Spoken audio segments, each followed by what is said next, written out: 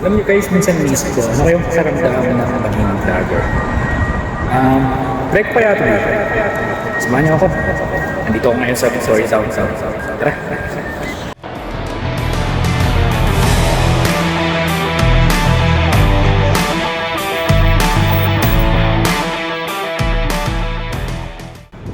Ayun nga pala guys. So first of all, ako nga pala si Glim. Isa akong builder and at the same time isa din akong collector ng Gundam. Hindi lang Gundam, kahit anong mga cool na action figure, ganyan. At the same time, isa din akong lakwachero dito sa Victoria. Hindi lang dito sa Victoria, kahit saan dito sa Canada. Pero ayun, dito ako sa Victoria sobrang na-in-love. Tapos dito ako masyadong nag-grow sa hobby ko. Wow! At saka dito sa Victoria, sa buong 8 years ko sa Canada, dito ako pinakatumagal. Dito ako sobrang na-in-love kasi napakaganda talaga ng lugar ng Victoria. Nice!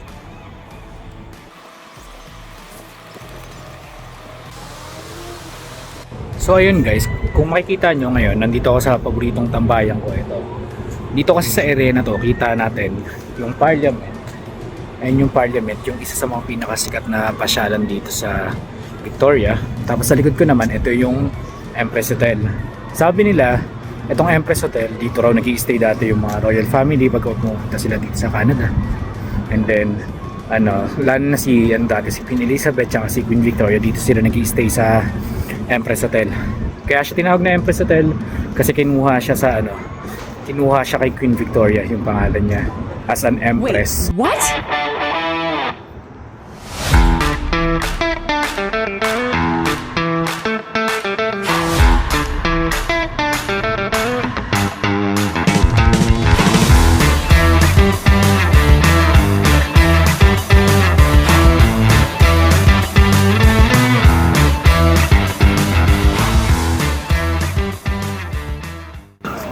Yung mga yan guys, tinatawag silang water taxi kasi sila yung mga narerentahan dito para iikot kayo dito sa buong bay ng Victoria downtown.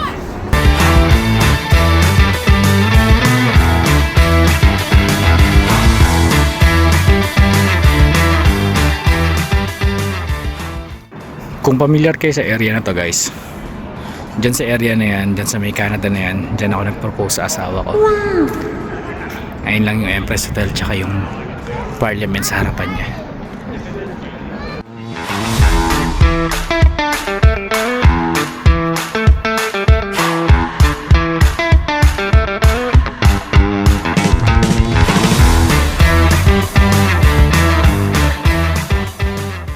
Alam nyo ba guys, sa totoo lang ang isang bagay na sobrang nagustuhan ko sa Canada is napakasimple lang ng buhay. Walang mayaman, walang mahirap. Pero lahat pantay-pantay.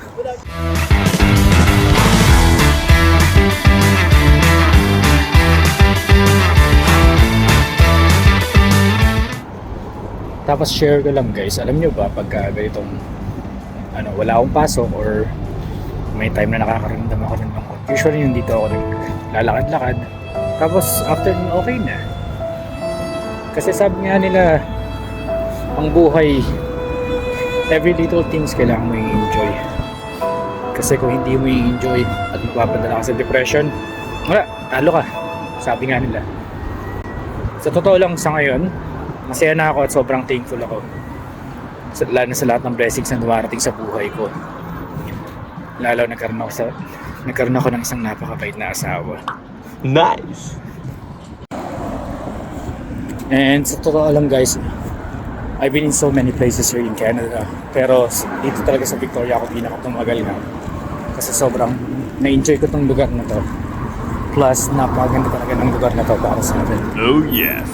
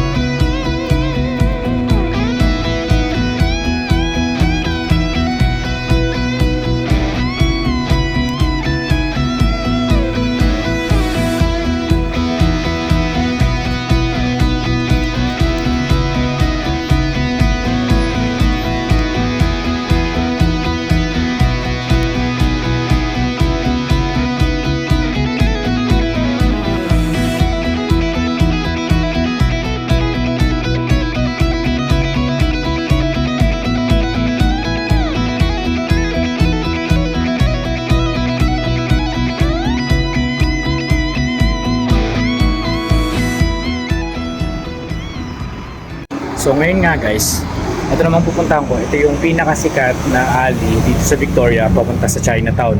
Since it's Chinese New Year bukas, bisitahin natin. Tara!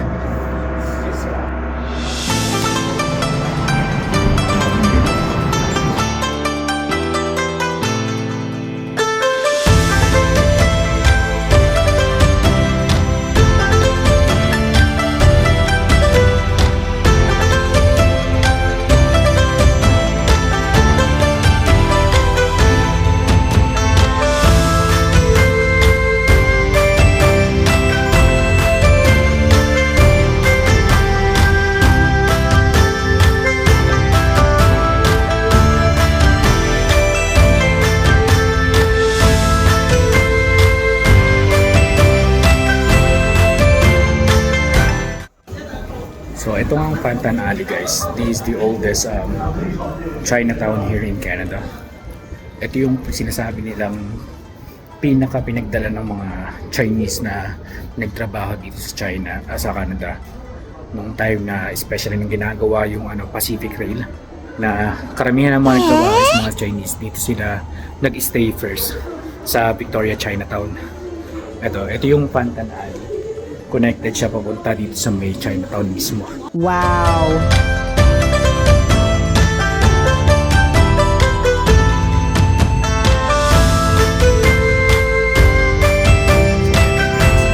Victoria, Chinatown.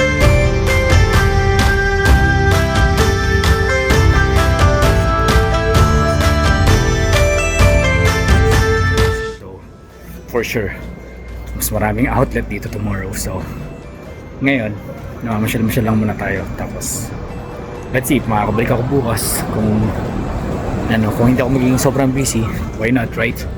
And para ka lang nasa ungpin sa Pilipinas. Bruh.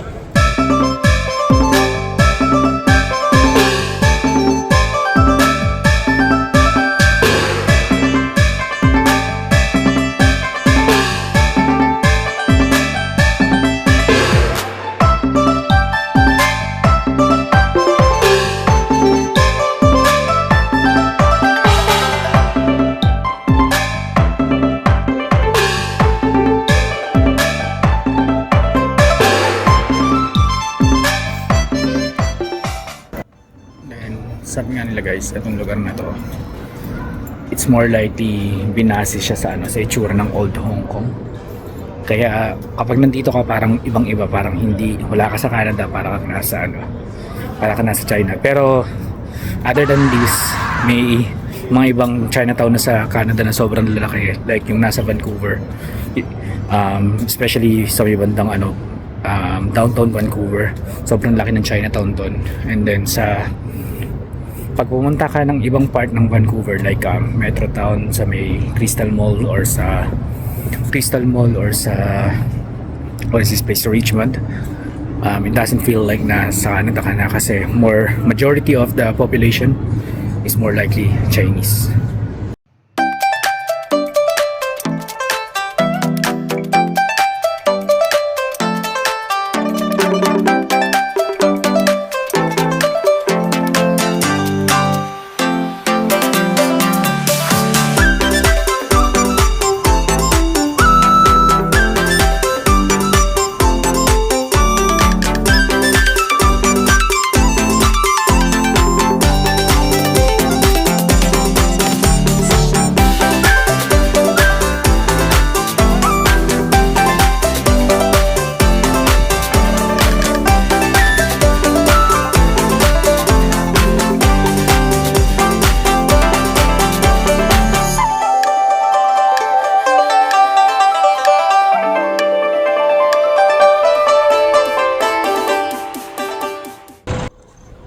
Guys, sa likod ko naman, ito naman yung City Hall namin dito sa Victoria. Whoa, whoa, whoa, yeah, whoa, whoa, whoa, yeah. Feel the rhythm. Yung sa pang nakakatawa rito guys, dito sa Victoria, kapag naghahanap ka ng kakainan na Filipino food, marami. Isa na nga itong nandito sa downtown na Casa Philippine King.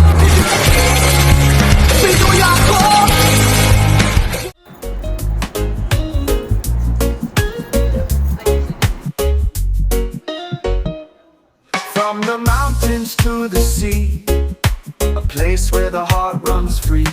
Feel the love, feel the unity. In this land of sweet harmony. Feel the rhythm, let it flow. In the breeze where the palm trees grow. Sunshine high, waves so low. So ayun nga kanina guys, napadaan ako sa Cherry Bomb Toy Store. Tapos nakita ko yung 3-0 na na Ashley Wood Sapo. Grabe ang angas, napakaganda. Alam mo yung parang sobrang nakaka-tempt siya na pilin. Pero wala eh. Mahal. Tingnan natin.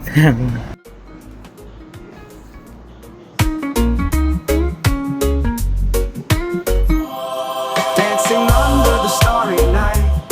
Music strong, it feels so right. No more stress, no more fight. Just good vibes, pure delight. Feel the rhythm, let it flow. So ayun yun guys, hindi ko na kayo masyado magpapasyal dito sa Victoria. Pero sa ulitin, and sorry hindi talaga ako vlogger, pero I'll try my best para lang may pasyal ko kayo dito. Ingat palagi. Bye.